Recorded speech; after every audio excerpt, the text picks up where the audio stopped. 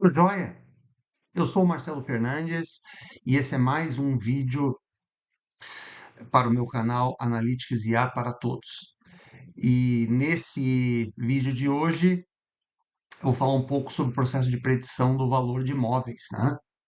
E esse vídeo ele vai ser dividido em três grandes partes. Uma primeira parte mais expositiva no PowerPoint, com um contexto sobre o problema de negócio.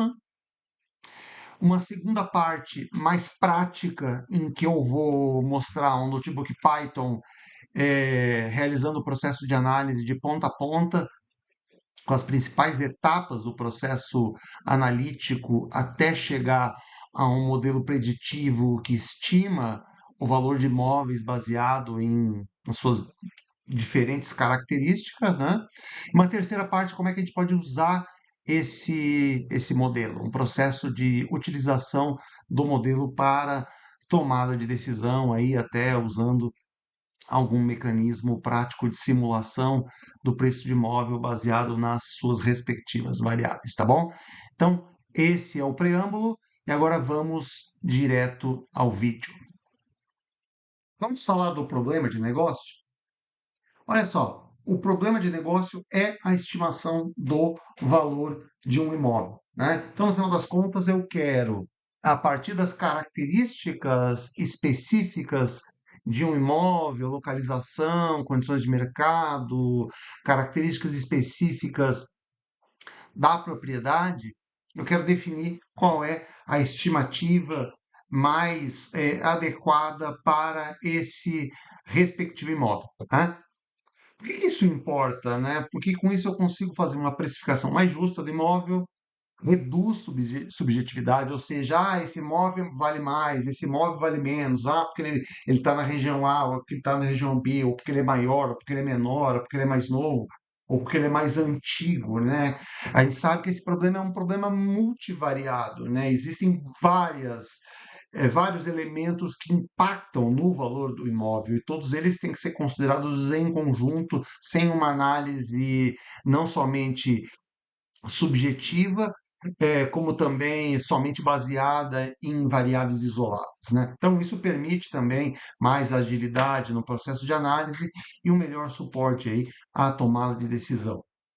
Quem que se beneficia com isso, né?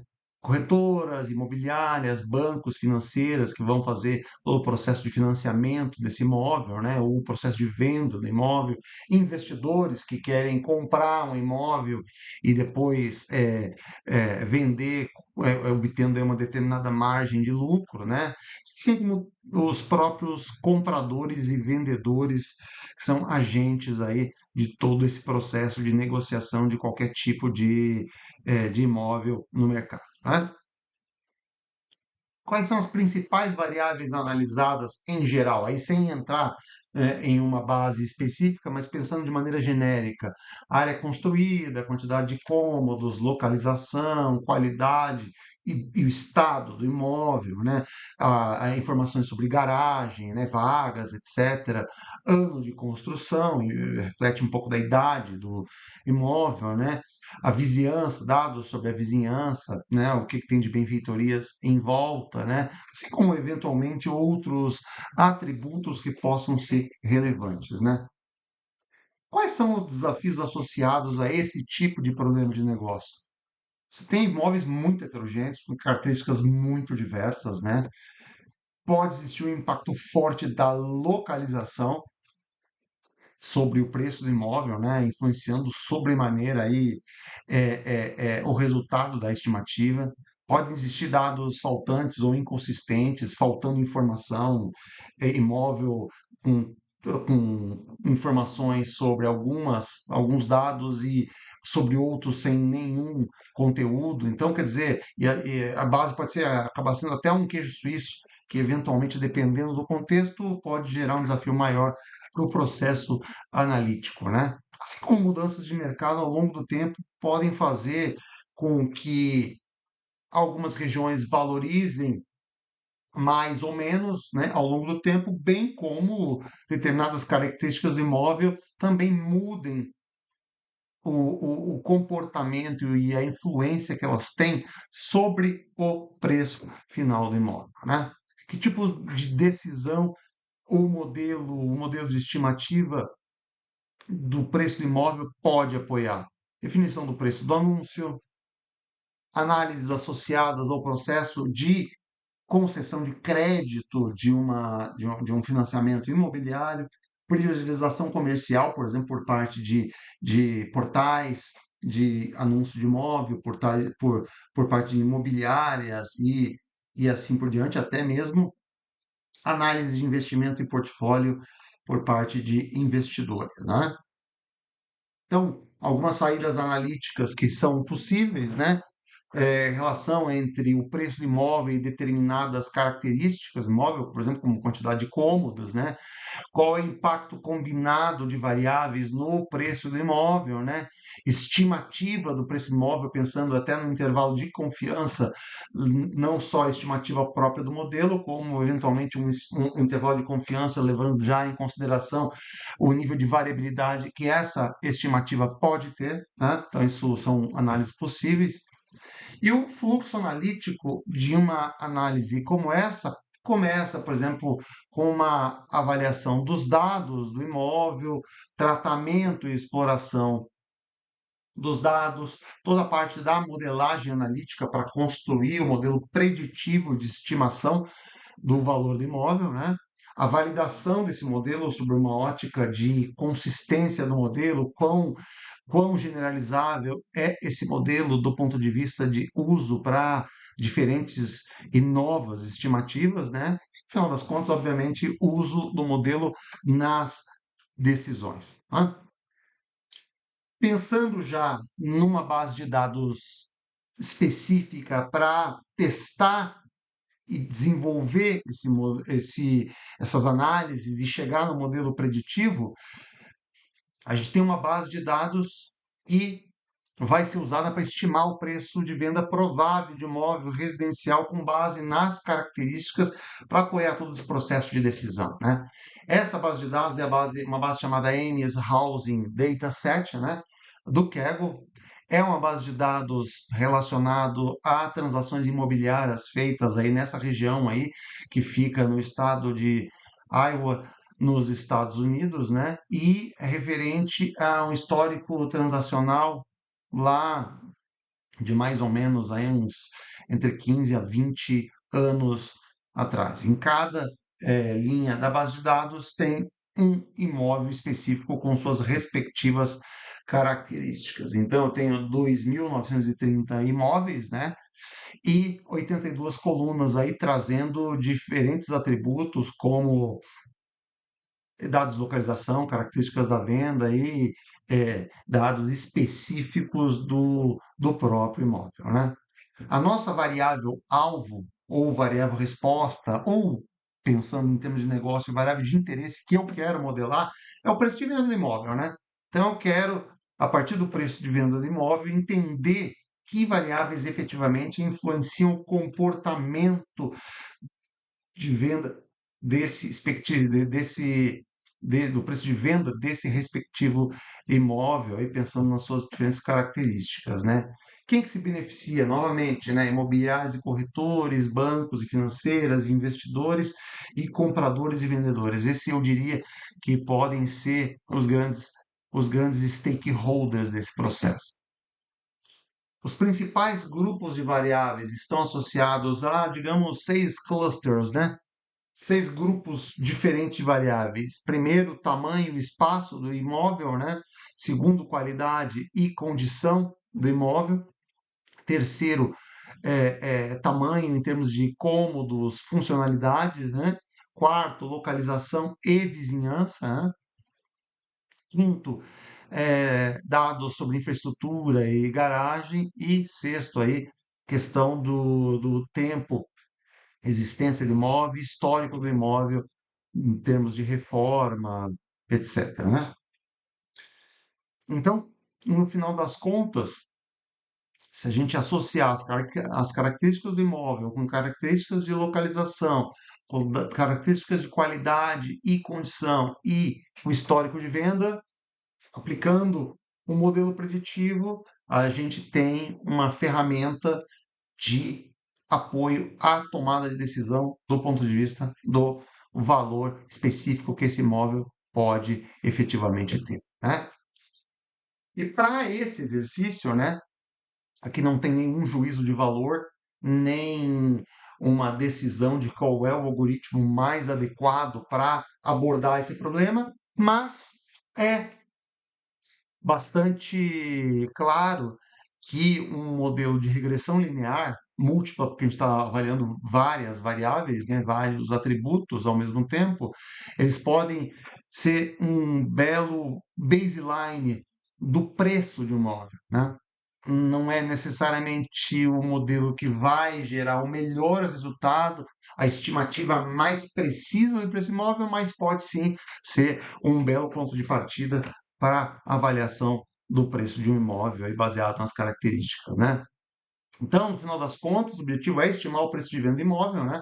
Que é uma variável numérica contínua. A regressão linear múltipla é naturalmente indicada para modelar e estimar variáveis target com essa característica, né? Então, como a variável resposta, sale price, o valor de venda do imóvel, é contínua e é a nossa variável de interesse, eu posso sim trabalhar com modelo de regressão linear múltipla para esse propósito, né? E outro fator que favorece bastante o uso de regressão linear múltipla é que eu tenho várias características do imóvel que podem explicar o comportamento de venda, né? O preço de venda, né? Além disso, eu tenho uma base já estruturada para modelagem supervisionada, em que, a partir da variável resposta, eu tento estimar seu comportamento baseado em uma série de variáveis explicativas que vão ser analisadas aí com relação ao seu nível de contribuição e importância, né? Então, no final das contas, acaba sendo historicamente uma técnica clássica e fortemente utilizada aí como um ponto de partida, como um baseline mesmo, né? O que essa técnica de regressão linear múltipla consegue capturar? Primeiro, é feito o conjunto de múltiplas variáveis, a relação entre diversos atributos do imóvel e o preço estimado, né, que é a nossa variável target, a contribuição individual de cada uma dessas variáveis, que a gente chama de preditoras ou variáveis explicativas, né? A comparação entre imóveis com diferentes perfis, né? Isso me traz diversas vantagens práticas, né? É um modelo completamente white box, né? Então, eu tenho interpretação dos pesos dessas diferentes variáveis explicativas por meio dos seus coeficientes, né? Que a gente chama de pesos ou betas, né? É uma técnica que tem um tempo de treinamento rápido, né? Um baixíssimo custo computacional, então, ou seja, não é nada que vai me gerar um tempo de processamento muito grande, né? É uma boa base de comparação para é, é, seguir a avaliação com modelos mais complexos, né? Como modelos de mistura de árvore, random forest, gradiente boosting, até mesmo modelos neurais, né? Esse tipo de modelo facilita a comunicação com o negócio e stakeholders, porque fica muito claro definir quais são as variáveis mais importantes que explicam o comportamento do preço de venda de um imóvel, né? Por que essa técnica combina com a base Ames Housing, né? Porque ali tem muita informação ligada ao imóvel, tem muitos atributos associados à característica do imóvel, né? E uma base relativamente pequena, uma quantidade interessante de colunas para gente trabalhar, né? Alguns cuidados necessários, né? Principalmente com dados faltantes, né? Com outliers, né, que potencialmente podem impactar o resultado desse modelo, podem influenciar e distorcer o resultado desse modelo, né? Toda a parte de codificação de variáveis categóricas para que elas possam ser utilizadas no processo de modelagem, né? Toda a avaliação de multicolinearidade para eu controlar o efeito de variáveis redundantes que possam estar trazendo exatamente a mesma contribuição para a estimativa do preço de venda, né? Isso de alguma forma distorcer o resultado, né? e também toda a parte de verificação de linearidade, pressupostos associados ao modelo de regressão linear múltipla, que pode ser importante para a gente garantir a consistência e a robustez desse tipo de modelagem, né?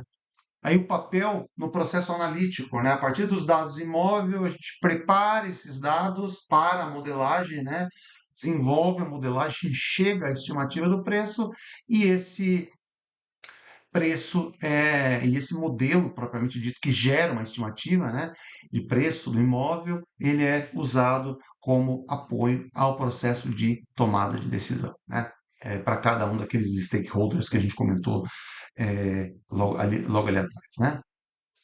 Então, chega de blá blá blá, vamos agora direto à mão na massa usando um notebook Python no VS Code, que é uma ideia aí para a parte de programação, né? Desenvolvimento de sistemas, mas nesse eh, fórum especificamente uma ideia usada para programação em ciência de dados. Poderia ser um Google Colab, mas eu vou, por questões de comodidade aqui, eu vou usar o VS Code na minha máquina. Bom, então nos vemos daqui a pouco. Então vamos lá. Estou aqui com um notebook Python dentro de uma ideia chamada Microsoft VS Code, ou Visual Studio Code, né, que é uma das ideias mais utilizadas aí do mundo. Junto aí também com o Google Colab, né? Eu estou usando aí basicamente o VS Code na minha própria máquina, né, no meu próprio notebook. E eu vou utilizar essa base Housing Dataset como a base para montar esse estudo de caso aqui utilizando regressão linear múltipla, né? Então, basicamente, essa base de dados é uma base de dados que traz aí 2.930 imóveis, né? Da cidade de Ames, no estado de Iowa, nos Estados Unidos, né? E essa base vem do Kaggle, né? Então, basicamente, ela vem do Kaggle, eu extraí ela do Kaggle, que bonitinho, né? Então, ela tem os dados aqui, tem uns códigos, etc, né? E basicamente daqui eu simplesmente puxei o arquivo CSV e trabalhei 100% no próprio notebook, né? Então aqui escrevendo toda uma documentação, né? Um detalhamento sobre o processo de análise, né? Da onde vem o dataset e o que que a gente vai fazer basicamente aqui a partir dessa base de dados. A base de dados tem 82 variáveis, né? Que traz dados relacionados ao imóvel e seu entorno, né? Toda a região, tudo características do imóvel em termos de quantidade de cômodos, banheiros, tamanho da garagem. Lá nos Estados Unidos tem muito essa questão do porão, né? Então, tem o porão e tem a área acima do porão, né? Então, que é a casa propriamente dita. Então, tem muita essa informação separada, né? Então, é muito, obviamente, é muito localizado, né? Muito regional. Não se aplicaria exatamente aqui a um contexto Brasil, e serve para efetivamente testar todos os conceitos associados ao uso de um algoritmo para a construção de um modelo preditivo de predição de preços de imóveis, né? Contando todo o roteiro do notebook aqui, né? Desde a configuração do ambiente, carregamento dos dados, né? Dicionário de variáveis. Aqui eu explorei uma biblioteca muito interessante do Python chamada Great Tables para poder mostrar umas tabelas um pouco mais bonitinhas que as saídas tradicionais que aparecem no Python, né? Toda a parte de tratamento e preparação dos dados, correlação e multicollinearidade, análise de VIF, né? Fator de inflação de variância, né? Variance Inflation Factor, a parte de divisão treino e teste, a modelagem propriamente dita, aí, diferentes cenários de modelo, tanto utilizando todas as variáveis, quanto processos de seleção usando forward, usando backward e usando stepwise, né? Toda a parte de diagnóstico dos pressupostos do modelo final, validação do modelo, análise da robustez, a importância das variáveis, né? Um modelo simplificado, pegando só as mais fortes, basicamente, até para ver quanto efetivamente o modelo perde em capacidade preditiva se a gente reduz essa quantidade de variáveis, né? Até para poder tentar encontrar uma do mais parcimonioso possível em termos de equilíbrio entre quantidade de variáveis e capacidade preditiva, até algumas conclusões e recomendações, né? Então, toda a parte de configuração do ambiente aqui tem as bibliotecas que a gente vai trabalhar. Então, via de regra aqui, as principais NumPy, Pandas, Matplotlib, Seaborn e, em especial, eu incluí o Plotly. Plotly é uma biblioteca que eu sempre recomendo porque eles mostram os gráficos de maneira um pouco mais dinâmica, principalmente com relação aos labels, né? Porque os gráficos do Python, dessas bibliotecas, principalmente Matplotlib, Seaborn, eles são estáticos, então você passa o mouse em cima do gráfico e não aparece nada do valor. Então, às vezes, dependendo de como o gráfico foi, que tipo de gráfico a gente tem, fica difícil enxergar exatamente os labels. E às vezes colocando labels no gráfico também fica muito poluído, né? Então, eu acabei incluindo também o Plotly, né? Além do Stats Models, obviamente, que é muito utilizado aqui, principalmente para a construção de análises estatísticas e análise de regressão, né? E além do próprio scikit-learn aí para toda a parte de pré-processamento, para toda a parte de seleção de variáveis, separação de treino e teste, etc, né? Então, maravilha. Aí eu carrego os dados aqui bonitinho, né? Aí trago somente as primeiras 5 linhas, né? E, e aqui ele traz para mim já as dimensões do dataset, né? 2.930 linhas, 82 colunas, né? Obviamente que tem aqui algumas colunas de identificação que não fazem sentido do ponto de vista de análise. Então, eu estou falando basicamente em 80 colunas que tenham dados minimamente relevantes para o processo de análise, né? Quando eu trago o dicionário de dados aqui, ele já e aí já, antes até do dicionário, ele traz as variáveis já com maior percentual de missing values ou de valores ausentes, né? Então aqui o uso do Great Tables foi interessante porque olha só, já mostra uma tabela mais trabalhada, né? Já com conteúdo mais executivo, né? Então tem as variáveis, né? Tem a descrição das variáveis, o tipo do dado, quantidade de valores únicos que aquela variável tem. Então, por exemplo, aqui eu tenho essa base tem 2.930 linhas. Essa variável pool QC reflete a qualidade da piscina, percebe? Que é uma variável, até porque ela está com string, ela tem 4 valores únicos, é uma variável categórica com 4 possibilidades. E a gente vê que para essa base de dados dos 2.930 só tem 13 registros que têm informação, ou seja, 2.917 não tem nenhuma informação, né? Então aqui eu estou falando de 99,6%, né? Muitas vezes o fato de não ter informação não significa que a informação não existe. Pode ser que não se aplique para o caso em questão. Nesse caso, pode ser que realmente a informação não seja muito relevante. Tem outras variáveis aqui, por exemplo, qualidade da cerca do imóvel também.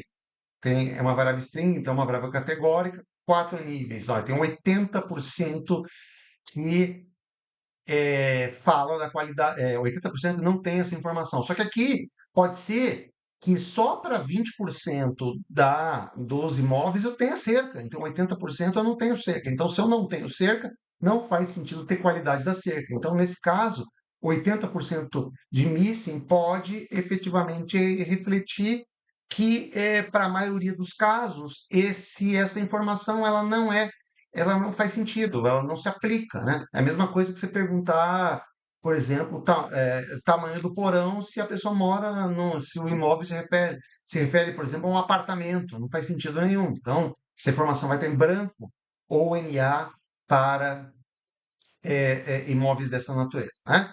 E assim, tem uma porrada de outras informações aqui, mas percebe claramente que das 80 variáveis eu tenho uma, duas, três, quatro, cinco, seis, sete que eu tenho um nível de, percentual de informação faltante, entre aspas, acima de 15%. O resto, os percentuais são bastante já aceitáveis e razoáveis, né?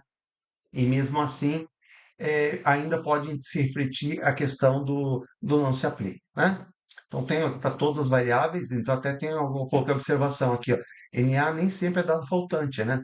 pode significar que seja uma característica ausente do imóvel, não um erro de coleta. Então, isso é uma coisa que a gente tem que observar sempre quando a gente faz algum tipo de análise, até para poder depois, na modelagem, levar isso em consideração, né? E aqui sim o dicionário de variáveis com a tabela executiva, né? Então eu tenho eh, o nome da variável, o tipo dela, se ela é uma numérica discreta, se é uma categórica ordinal, efetivamente, né? Se ela é uma numérica contínua, e a descrição da variável. Então, olha o caso da lareira aqui, né? Ó. Então, fireplace quality. Fireplace é lareira em inglês, né? É que eu aqui de quality, né? Qualidade da leira. Então, tem 48% dos casos está como NA. Não é porque eu não tenho informação sobre a qualidade. É que, por exemplo, a casa não tem lareira. Então, não tem essa informação não se aplica, não tem como avaliar a qualidade. Não é que, tipo, foi avaliada a qualidade, mas essa informação não está disponível. Aqui a casa não tem lareira, o imóvel não tem lareira. Então, obviamente, vai aparecer como NA, né? Assim por diante, né? Então, outros casos, por exemplo, estado de essa aqui, garage condition, né? Estado de conservação da garagem. Tem casas que não tem garagem. Então, por exemplo, quando aparece NA aqui, não é que o dado é faltante, é que a casa ou o imóvel em questão não tem garagem, né? Então, tem essas respectivas observações aqui para cada uma das 80 variáveis, né? Então tem variável pra caceta. Então tem que fazer uma análise prévia para poder filtrar tudo isso e avaliar efetivamente o que faz sentido, né? Então aqui eu tenho, por exemplo, um agrupamento das variáveis pelo que a gente chama de grupo temático, né? Então ao que se refere a variável? Então, por exemplo, das 80 variáveis, eu tenho variáveis associadas ao porão, características associadas ao porão, né? Até, por exemplo, pode ser que o porão é quase praticamente uma outra casa, uma segunda casa. Tem até a questão de banheiro no porão, lavabo, etc, etc, né? Então tem informações de zoneamento, informações sobre áreas externas ao imóvel, informações sobre cômodo, garagem, telhado e fachada, informações sobre o processo de transação de venda, né, o por quanto a casa foi vendida, a condição da venda, o tipo de venda, o ano que ela foi vendida, etc, etc. Informações sobre instalações elétricas, né, de aquecimento, etc, etc, área construída, localização, idade do imóvel, identificação, etc, né? Então, essas 80 variáveis, e aí, obviamente, a nossa variável alvo, target, nossa variável resposta, o Y aqui é sale price. E aí, efetivamente, é isso que a gente quer modelar, né?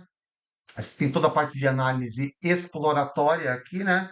Eu tenho uma análise descritiva, então, de novo, nessa tabela mais executiva, feita na biblioteca Great Tables, né? A gente tem o nome da variável, a descrição aqui, fica mais fácil para poder entender o que fica cada um, né? E percebe que eu já excluí aquelas variáveis de identificação, porque elas não fazem sentido nenhum fazer qualquer tipo de estatística em cima delas. Então, eu tenho a quantidade aqui, né? A média, e o padrão mínimo, primeiro quartil, mediana, terceiro quartil e máximo, né? Então, aqui eu tenho todas as informações sobre todas as variáveis que, obviamente, sejam variáveis quantitativas, né? Sejam numéricas discretas, ou seja, variáveis numéricas com valor inteiro, sejam numéricas, por exemplo, contínuas, que pode ser, por exemplo, que tenha um valor quebrado possa existir, né? Um valor decimal possa existir. Então, toda a análise das variáveis aqui, ela está nessa tabela. E tem aqui um ponto interessante, né? É perceber o seguinte, é que aqui, tá vendo aqui, ó, ano, duas variáveis aqui importantes, né? O ano que a venda foi realizada. Tá vendo aqui que o mínimo é 2006 e o máximo é 2010, ou seja, essa base reflete vendas realizadas nesse período de 5 anos, entre 2006 e 2010, né? 2006, 2007, 2008, 2009, 2010, dependendo do quanto for de 2006 ou quanto foi de 2010, a gente tem aí praticamente 5 anos de históricos de vendas, né? E o preço de venda, percebe que o valor mínimo aqui, né, se a gente voltar aqui, né, o valor mínimo de venda foi na faixa de US$ 12.789, né? E o valor máximo de venda foi de US$ 755.000, sendo a média ao redor de US$ 180.000, o valor médio das preços de venda. Então, percebe que teve casas aí que foram vendidas a valores extremamente baixos, né? Se a gente olhar o desvio padrão, que é a terceira coluna aqui, né? Ó, terceira coluna, né? A gente pega aqui que, na verdade, o desvio padrão é 79.886. Então, como a gente teve a média 180 mil, 80 mil de desvio padrão, estou falando de praticamente um coeficiente de variação um pouco abaixo de 50%, reflete um nível de dispersão relativamente alto, né? Se a gente pegar o terceiro quartil aqui, né? Ou seja, 75% dos imóveis tiveram um preço de venda de até 213 mil, né? E o máximo foi de 755 mil. Ou seja, tem uns valores de casa aí que foram, assim, meio que estouraram a boca do balão, mas não refletem basicamente aí o valor típico da maioria das casas, né? Em termos de venda. Aí, em termos de missing, né? A gente tem lá aquela mesma estatística que estava na tabela agora num gráfico, e aí percebe o quanto, por exemplo, aí um conceito chamado tooltip pode ajudar, né? Porque a hora que eu vejo que esse gráfico foi feito no plot ali, percebe que a hora que eu passo o mouse, ó, ele traz a informação, por exemplo, para essa variável PoolQC, que é a qualidade da piscina, né? Ó, 99,6% está ausente, ou seja, a maioria absoluta das casas não tem piscina, então, portanto, não vai ter informação sobre qualidade, né? E aí eu tenho as respectivos percentuais para cada uma das variáveis aqui, né? Quando eu vou olhar a distribuição da variável alvo, né, que é o nosso preço de venda, aqui você vê claramente, né, que a distribuição original ela não é normal. Percebe que ela é mais assimétrica à direita, né? Isso significa o quê? Que eu tenho ali uma cauda longa de valores mais elevados de imóveis, né? Então, por exemplo, para efeito de modelagem, aqui isso pode atrapalhar um pouco, principalmente com relação aos pressupostos. Então, o que que a gente pode fazer? Uma transformação na variável resposta, por exemplo, pegando o logaritmo do valor de venda, que é uma transformação clássica que normalmente é utilizada aí para poder corrigir um pouco dessa assimetria. Percebe que quando a gente vê a distribuição, a distribuição do log do preço de venda, percebe que ela já vai para uma distribuição normal mais clássica, né? Quando eu vou analisar as distribuições das variáveis, das principais variáveis numéricas, aqui eu tenho a distribuição das principais, né? Então, você percebe algumas aqui são interessantes, né, do ponto de vista de distribuição, mas continuam sendo assimétricas, mas aí não importa tanto porque não afeta tanto a questão dos pressupostos, o formato, a distribuição dos dados, por exemplo, das variáveis explicativas. Então, por exemplo, a área da garagem, percebe, né? Tem alguns, tem uma garagem aqui que tem uma área extremamente, aliás, algumas, né? 150 mais ou menos, que tem uma área extremamente pequena aqui, né? Uma garagem muito pequenininha, mas a maioria se distribui aqui entre 200 pés quadrados e 1.200, mais ou menos 1.400 pés quadrados. Aqui, como é a unidade imperial, né? Medida nos Estados Unidos, a gente não está falando de área em metro quadrado, tá? Área em square meters, que é basicamente pés quadrados, né?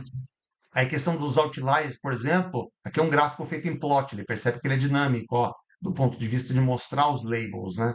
Então, você percebe claramente, você vê alguns pontos chamando atenção, que são o quê? Valor, em termos de valor, ele não se destaca tanto, mas em termos de área, ele está muito acima considerando o preço de venda, ele tem uma área muito acima do normal. Então, por exemplo, três imóveis aqui, por exemplo, ó, esse aqui, 4.676, ele tem um tamanho, em termos de área, muito fora do normal, considerando o preço que ele foi vendido, que foi ao redor de US$ 184.750, né? Esse outro aqui foi de 5.000 pés cúbicos, né? Se a gente quiser mais ou menos saber quanto que significa isso em metros quadrados, a gente divide mais ou menos por 9, né? Então, por exemplo, 5.095 por 9, eu estou falando de 566 metros quadrados, foi vendido por 183, ou seja, foi vendido muito barato, né? Essa casa aí é uma casa que foi vendida a um preço, digamos assim, praticamente é, preço de banana. Mas isso é uma coisa interessante, por quê? Porque, basicamente, se a gente fosse olhar aqui da nosso preço de venda, fizesse aqui uma projeção, não, essas casas aqui, vamos pegar aqui mais ou menos 5.000, se elas seguissem um padrão normal aqui dos outros imóveis, essa casa teria que ter sido vendida aí por uns 700 e poucos mil. Então, significa que ela realmente foi vendida por um preço muito, muito, muito, muito abaixo, né? Então, na verdade, eu só falei por 9 aí, mas na verdade não. 5.095 pés quadrados, que vale aí mais ou menos uns 473 metros quadrados, né? Então, basicamente, aí, na verdade, tem que multiplicar por 0,0929. Então, por exemplo, então vou voltar na calculadora aqui, né? Se eu pegar 4.000 e multiplicar por 0,0929, vamos ver aqui. Vamos pegar aqui, fazer 5.000, né? 5.000 vezes 0,0929, vai dar isso, entre 460 e 470 metros quadrados. E essa aqui é a mesma coisa, né? Ó, tá vendo aqui, ó? É uma casa com aproximadamente 4.476 metros, pés cúbicos, né? Que dá lá aproximadamente seus 415 metros quadrados, e mais o preço dela de venda também estoura. Não é nem que ele tenha sido um outlier, né? É que, por exemplo, não teve na base de venda nenhuma casa com um preço de venda superior aqui aos seus 620 e pouco. Na verdade, teve, né? 700 e pouco, que são justamente esses dois outliers aqui. Mas tirando esses dois aqui, não teve nenhuma outra, né, no histórico da base com esse padrão de venda. Então, ela saltou um pouco os olhos. Mas esse aqui eu nem diria que tenham sido tanto outliers, né? Quando eu olho variáveis categóricas versus preço de venda, eu analiso, por exemplo, o preço de venda por bairro, você vê que interessante, né? Aqui já está ordenado, então você consegue ver, por exemplo, que esse bairro Stone BR aqui foi o bairro, por exemplo, e junto com esse Enridge aqui, foi os dois bairros com os valores medianos de venda mais elevados, né? E percebe que eles tiveram um valor de venda assim, aí mediano aí ao redor dos 300k dólares, né? Se a gente pega outros bairros aqui, pensando nesse aqui, por exemplo, como o Middle e o Berrydale aqui, por exemplo, a gente está falando de medianas de valor de venda na casa aí de 100k, talvez até um pouco menos, né? E aí, quando a gente olha, por exemplo, o preço de venda por nota geral da qualidade do veículo, obviamente existe uma relação direta, né? Imóveis com uma nota mais baixa, obviamente elas acabam sendo vendidas por um preço menor, o que significa que a casa estava toda detonada, né? Então, por exemplo, se pensando na nota de 1 a 10, casas com nota 10, aí uma mediana de preço superior a 400 mil dólares, enquanto uma casa nota 1 com uma mediana de preço inferior a 100, eu diria quase beirando aí seus 50 mil dólares, né? Tem um relatório, tem uma biblioteca chamada SweetVis, que ele gera um HTML com todas as análises e distribuições, que também é uma visão alternativa que pode ser utilizada se a gente quiser fazer uma análise específica de alguma variável, de algum grupo de variáveis, né? Então percebe que ele traz aqui para todas as variáveis numéricas e variáveis categóricas, ele traz aqui a distribuição, né? Então, por exemplo, pegar uma específica aqui, né? Por exemplo, aqui, pegar essa lote frontage aqui, ó, perceber que ele já traz o gráfico aqui, você consegue até ver com um pouco mais de detalhe essa distribuição, né? Então aqui você consegue ver o volume, o número os dados de missing, as questões, a distribuição dos dados em si, né? Então aqui está um pouco ruim de visualizar, agora ficou melhor aqui, ó. Então, por exemplo, os valores mais frequentes, os menores valores, os maiores valores, para cada variável em específico, ele consegue trazer isso. Então, é basicamente um HTML com um conjunto de visualizações muito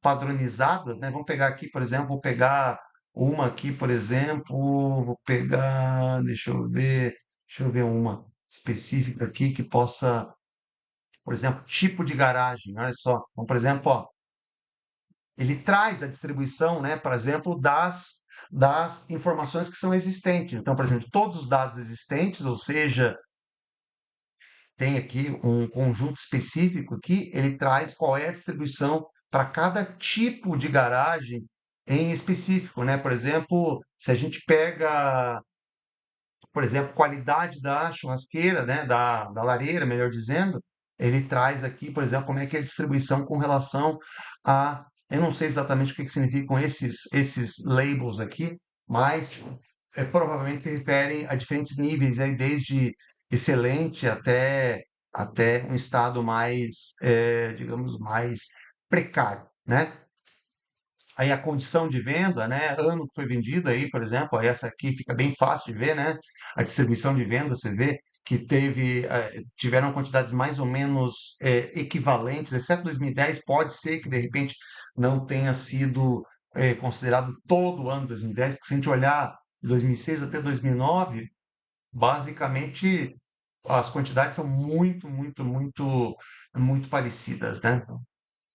Então, condição de venda, mesma coisa, né? Por exemplo, normal, parcial, anormal, etc, né? Então, ele peca um pouco para não trazer uma visão mais clara dos labels, mas enfim, traz aí alguma informaçãozinha que pode ser complementar à visão que a gente tem, por exemplo, nos notebooks, né? Então, aí quem quiser gerar, basicamente instalar essa biblioteca SwitchVis e aí definir qual é a base de dados e qual é a variável target que é utilizada. Tem algumas configurações que podem ser estabelecidas aqui, né?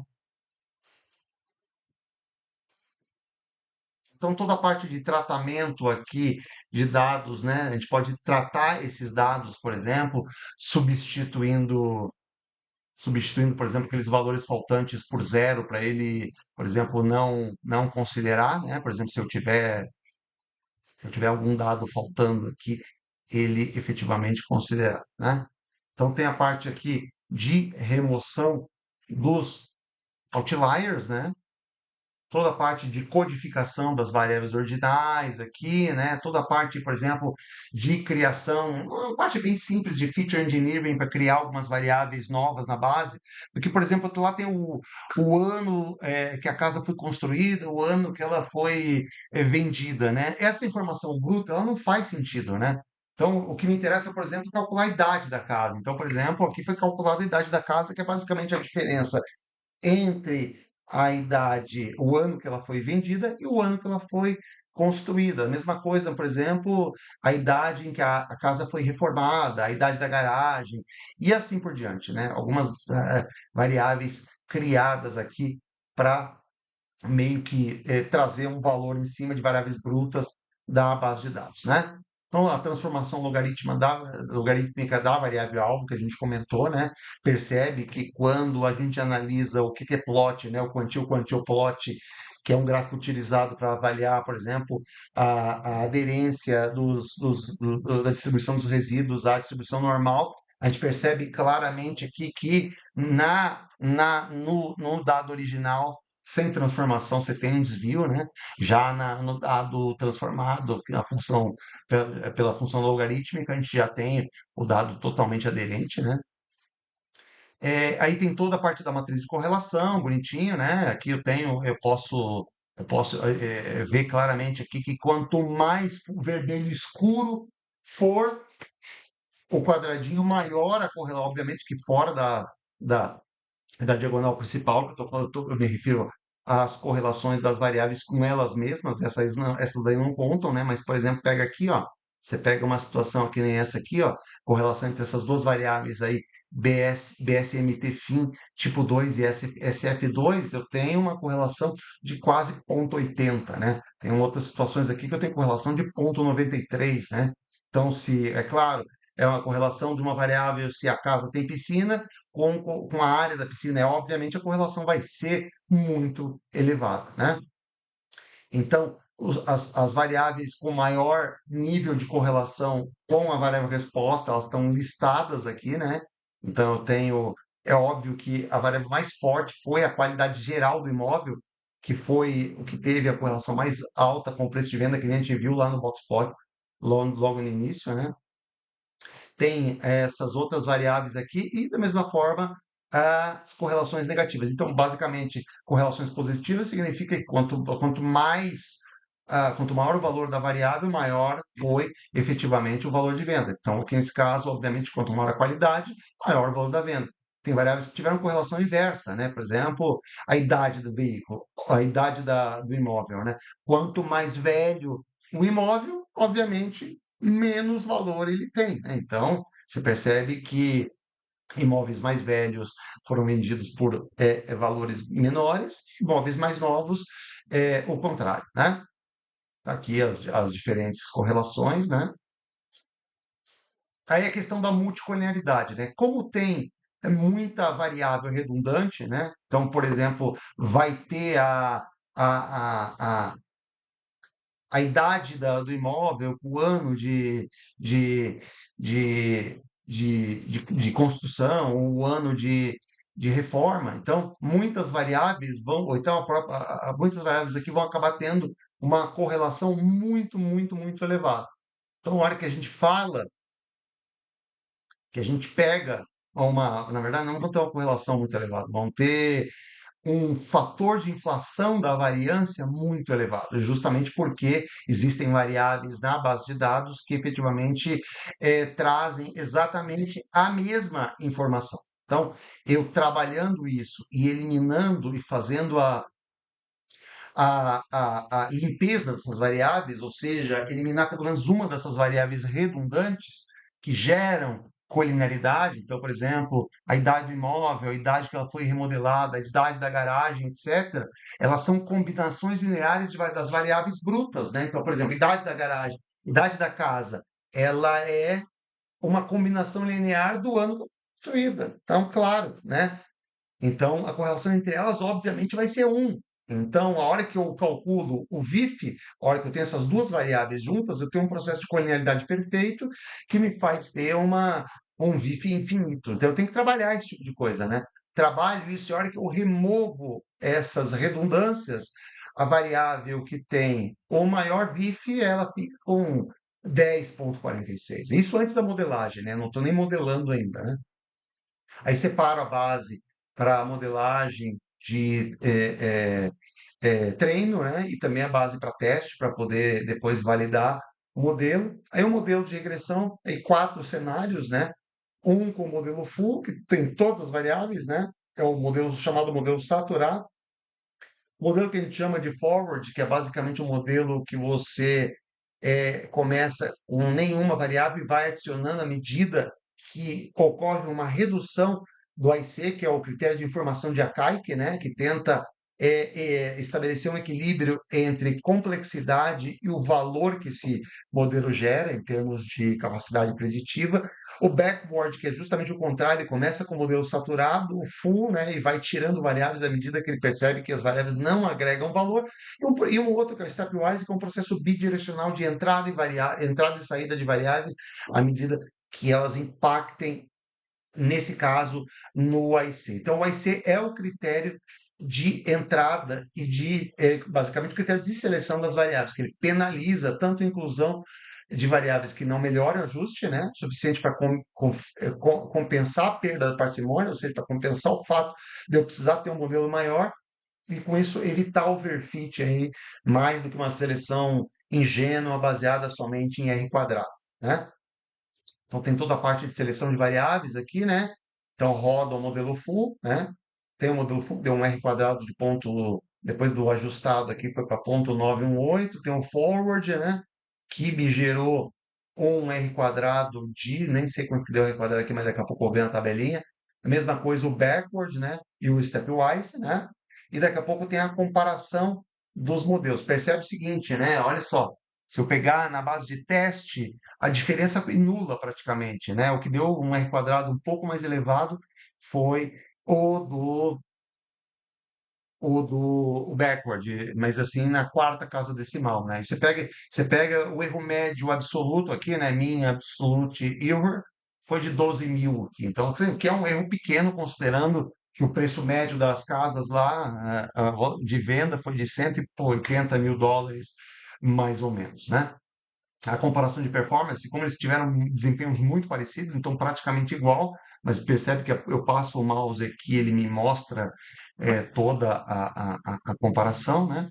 Aí a seleção do modelo final, né, que foram considerados aqui 64 variáveis no modelo final, e esse modelo final, você percebe que ele ficou com um R quadrado de 0,9517, né? Aí análise de diagnósticos de pressupostos do modelo final, ela traz toda a análise, por exemplo, de resíduos versus valores ajustados. Então, basicamente, não tem nenhuma tendência, nenhum padrão sistemático aqui, né? Na parte de normalidade dos resíduos, também nada extremamente chamativo, né? Principalmente quando eu trabalho com a variável já transformada. Quando eu falo de homocidasticidade da variância dos erros, aqui eu tenho um pequeno padrão de decréscimo, né? O que significa que ela tem um certo nível de heterossedasticidade. Nesse caso, para não afetar o erro padrão das estimativas, eu posso trabalhar com uma métrica chamada erro padrão HC3, né? Que é um erro padrão mais robusto, que ele é mais insensível a esse tipo de violação do pressuposto de heterossedasticidade. E então eu acabo não tendo tanto esse impacto, né? Parte de independência dos resíduos, testando a hipótese aqui de Derby-Watson também, aponta aqui que a gente não tem nenhuma presença de autocorrelação, ou seja, os dados são completamente independentes, né, que é o que esse pressuposto basicamente testa. Multicolinearidade do modelo final, já considerando as variáveis que entraram no modelo, foi de 8,97, considerando aí estudos da literatura, VIFs de até 10, aí são aceitáveis, né? Se quiser ser muito rigoroso, eu poderia trabalhar até 5, mas até 10 não tem nada assim muito assustador, né? Do ponto de vista de distância de Cook e leverage, tem alguns pequenos pontos que tem aí um impacto mínimo, né, em termos de influência, mas nada muito fora do comum. A validação cruzada também mostrou basicamente que o meu R quadrado não flutua muito além daquele que a gente viu na base de treino, né? Então mostra que a performance do modelo é estável e aí ele não depende somente de um único split específico, né? Então nesse caso nenhum sinal claro de heterocidacidade. Toda a parte de predito versus real, se você olhar como a gente tem um R quadrado do modelo na base de teste bastante alto, percebe que praticamente todos os pontos estão cravados em cima da reta, né? Tirando pequenas exceções aqui, mas a maioria absoluta bastante pequenos. Tanto que o MAPE aqui, médio, aqui, né, o erro médio percentual absoluto na casa de 7%, que é um percentual bastante razoável, né? As top 20 variáveis que mais impactam aí o modelo, né? Elas foram padronizadas justamente porque como elas tinham métricas totalmente diferentes, precisavam ser padronizadas para poder serem minimamente comparáveis, né? Então aqui a gente tem as top 20 variáveis que influenciam o resultado do modelo, né? Então, tanto para cima quanto para baixo, em termos de redução do preço de venda, né? Então, no final das contas, o resumo executivo do modelo é um modelo com 64 variáveis, um R quadrado na casa de 0,95 na base de teste, né, e 0,92 na base de treino, né? As variáveis do modelo final, elas aparecem aqui, né? Então, você tem aqui essa variável, por exemplo, classificação geral de zoneamento do imóvel, ela é a variável que impacta para aumentar o preço, né? Então, basicamente, a maioria das variáveis impactam para aumentar o preço, é, e as únicas exceções que impactam para reduzir o preço é a idade do imóvel, né? Isso, imóveis mais velhos vão ser penalizados, né? Tipo de habitação também ajuda a reduzir o preço e se o imóvel tem porão ou não também contribui para a redução do preço, além dessa aqui do tipo de habitação que também algumas outras aí, bairro, vizinhança, que também trazem contribuições aí no sentido de explicar uma possível redução no preço de venda, né? Quando eu faço uma análise de regularização, utilizando tanto regressão RID quanto laço, e avalio, percebo que eu não tenho diferenças significativas, né? Isso significa que, por exemplo, esse modelo não tem nenhum tipo de sinal de overfitting que justifica algum tipo de regularização, né? Quando eu trabalho, por exemplo, com um cenário 2 de modelo baseado, por exemplo, somente nas variáveis, nas 15 variáveis mais fortes, eu queria fazer um teste só para poder se ver, né? Porque se, porra, trabalhar com 64 variáveis, eu tenho um modelo muito grande aqui. Será que se eu trabalhar só com as top 15, eu não consigo eh, trabalhar com um conjunto bem menor de variáveis, porém sem perder tanto poder preditivo? A hora que eu avalio as 15 melhores variáveis, o que acontece é que eu tenho um R quadrado que cai de 0,95 para 0,92. Então, assim, e de 64 para 15 variáveis, ou seja, eu largo mão de 49 variáveis e meu poder preditivo praticamente não cai. Percebe que o meu erro médio absoluto aqui, ó, vai de 12 mil para 16 mil. Ou seja, pensando num valor médio de venda imóvel de 180 mil, esse erro continua sendo inferior a 10%.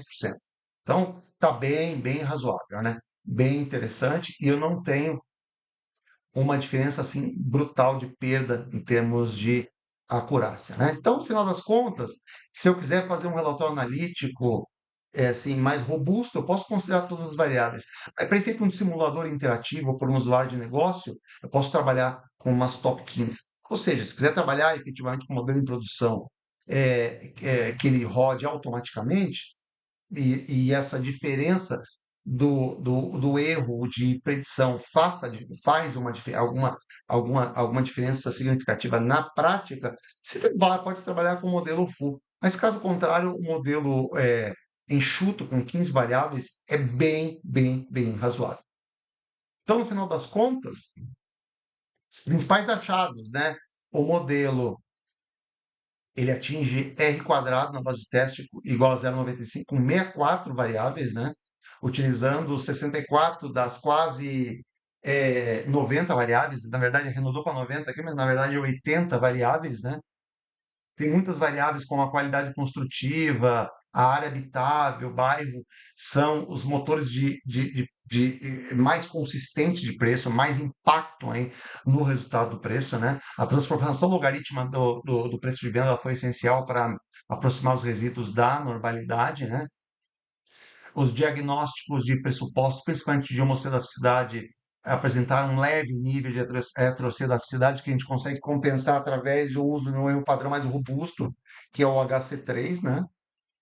A comparação com RID e laço confirma que o modelo stepwise não tem overfit, então a regularização não trouxe ganho significativo, então pode trabalhar com o modelo sem regularização mesmo, né? E o principal achado é que o modelo só com 15 variáveis já entrega um R quadrado brutal de 0,92. Não preciso trabalhar com esse modelo grande, principalmente se eu quiser fazer uma simulação para usuário de negócio ou quiser simplesmente demonstrar isso para o usuário. Se essa diferença de erro médio absoluto de 12 mil para 16 mil não for algo significativo, também posso ficar com o modelo de 15 como modelo definitivo, né? Outros passos que podem efetivamente ser realizados, né? Trabalhar outras modelagens, né? Outros modelos mais sofisticados, como Random Force, Gradient Boosting, mas dado que o R quadrado já bateu em 0,92, eu não sei se vai trazer um ganho tão significativo assim. Se eventualmente pular de 0,92 para 0,97, 0,98 com 15 variáveis, pode ser pode ser um ganho interessante que vale a pena largar a mão do modelo de regressão e ir para um random forest, até porque uma análise, por exemplo, de Shapley poderia apontar aí também quais são as variáveis que mais contribuem para o resultado, né?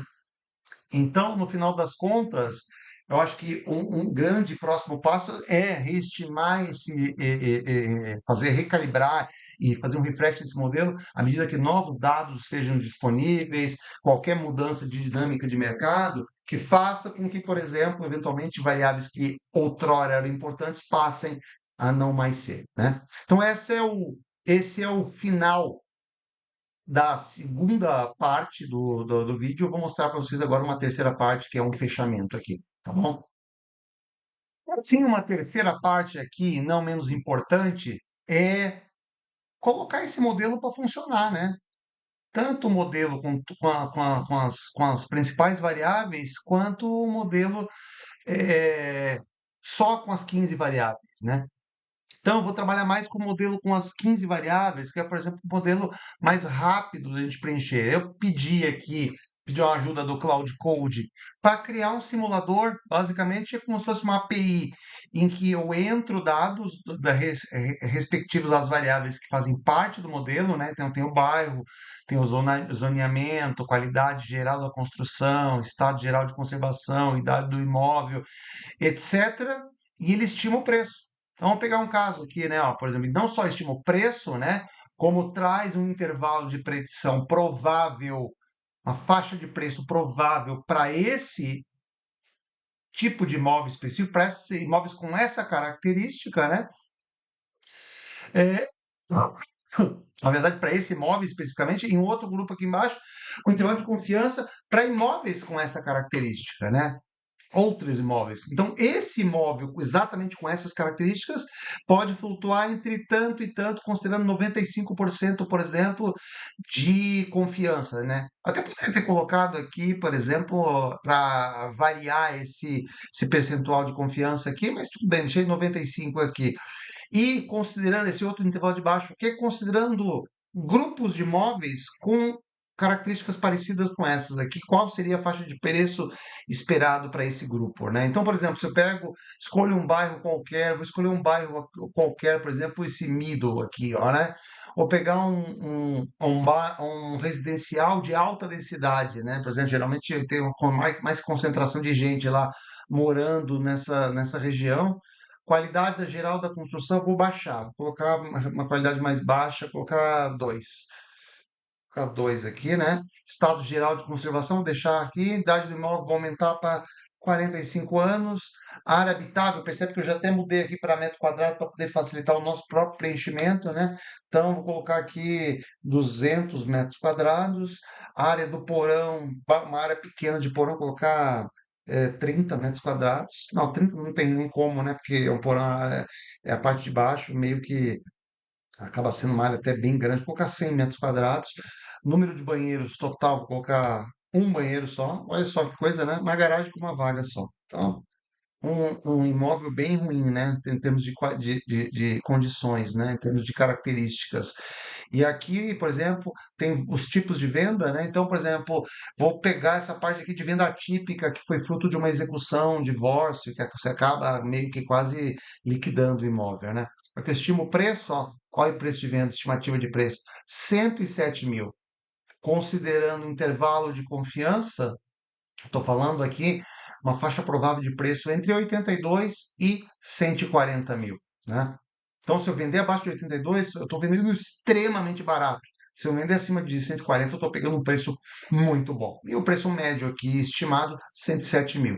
Já se eu pegar, por exemplo, imóveis com essa mesma característica, eles flutuam aí entre 101 e 113 mil dólares, né? Se eu pegar já um outro bairro qualquer aqui, por exemplo, pegar um bairro aqui, esse Green Hill aqui, ó, vou colocar um residencial de baixa densidade, vou colocar uma qualidade de construção lá em cima, 10, estado de conservação 10, ótimo, né? Idade do imóvel, imóvel mais novo, né? 5 anos, por exemplo. Uma área habitável, vou deixar mais ou menos 200 metros quadrados para comparar, tamanho do porão também. Vou colocar o número total de banheiros, vou aumentar para 6 banheiros, capacidade de garagem, 4 carros. Vamos ver o que vai acontecer. E aqui no venda, tá uma venda normal. Fica venda novo, vai, tipo um imóvel novo. Fica venda normal porque já tem 5 anos, né? Eu estimo o preço, olha para quanto ele vai. 516 mil. Eu não, putz, não faria nenhum sentido vender esse imóvel por menos de 398 mil, e se eu vender acima de 670, eu vou estar obtendo um super preço. Ah, mas digamos assim, em termos médios, um valor estimado para esse veículo, para esse imóvel aí ficaria na casa de 516 mil, né? E aí, se eu considerar grupos de imóveis com essa mesma característica, percebe que, quando falando de grupo, né, a variabilidade certamente diminui, e aí eu estou falando aí de entre 497 e 537 mil dólares. Não sei se aqui com isso vocês percebem claramente como que um modelo que é um modelo tudo bem que regressão linear múltipla não é das metodologias mais complexas, mas obviamente acaba sendo uma fórmula matemática extensa, né? Como é que a gente consegue transformar em algo que, por exemplo, uma área de negócios consegue consumir e consegue ver um valor claro, que ele vai, obviamente, mexendo as variáveis, ele percebe o quanto isso impacta o resultado e percebe que isso faz sentido para o negócio, para o business dele e acaba comprando a ideia, né? Isso aqui é uma ideia bem simples, aqui é um simuladorzinho bem simples, é, só com as 15 variáveis mais importantes, que já deu um R quadrado aí de mais de 0,89, né? E se eu pegasse, por exemplo, o simulador completo, né? Aí eu teria mais variáveis aqui para preencher, mas não vou me ater a esse simulador, essa versão nesse momento. Tá bom? Então, espero que tenham gostado aí, só uma pincelada do que pode ser feito num processo de análise aí, por exemplo, utilizando modelos de regressão linear múltipla e como eu coloco isso, por exemplo, para efetivamente um usuário de negócio consumir e utilizar, tá bom? Um forte abraço, muito obrigado, até mais.